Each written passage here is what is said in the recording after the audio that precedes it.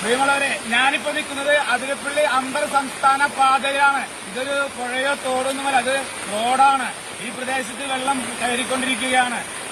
ഇരുചക്ര വാഹനങ്ങളും കാറുകളെല്ലാം തന്നെ അപകടത്തിൽപ്പെടുന്ന ഒരു സാഹചര്യമുണ്ട്. അതുകൊണ്ട് എല്ലാവരും തന്നെ, വിനോദസഞ്ചാരികൾ എല്ലാവരും തന്നെ ഈ വഴിയിലേക്കുള്ള യാത്ര വേണ്ട എന്ന് വെക്കണമെന്ന് വിനയപുരസരം അഭ്യർത്ഥിക്കുകയാണ്.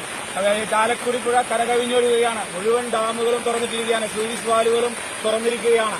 പരിയാരം ഗ്രാമപഞ്ചായത്തിനകത്ത് മംഗലം കോളനി പൊങ്ങി വീടുകളെല്ലാം തന്നെ വെള്ളം കയറി അവിടുത്തെ താമസക്കാരെ പരിയാരം സ്കൂളിലേക്ക് മാറ്റി പാർപ്പിച്ചിരിക്കുന്ന ഒരു സാഹചര്യമാണ് ഇപ്പോഴുള്ളത്. അതുകൊണ്ട് അതിരപ്പള്ളി റൂട്ടിലേക്കുള്ള ഗതാഗതം പരിപൂർണമായും സ്തംഭിച്ചിരിക്കുന്ന ഈ സാഹചര്യത്തിലെ യാത്രകൾ ഒഴിവാക്കണമെന്ന് വിനയപുരസരം അഭ്യർത്ഥിക്കുകയാണ്.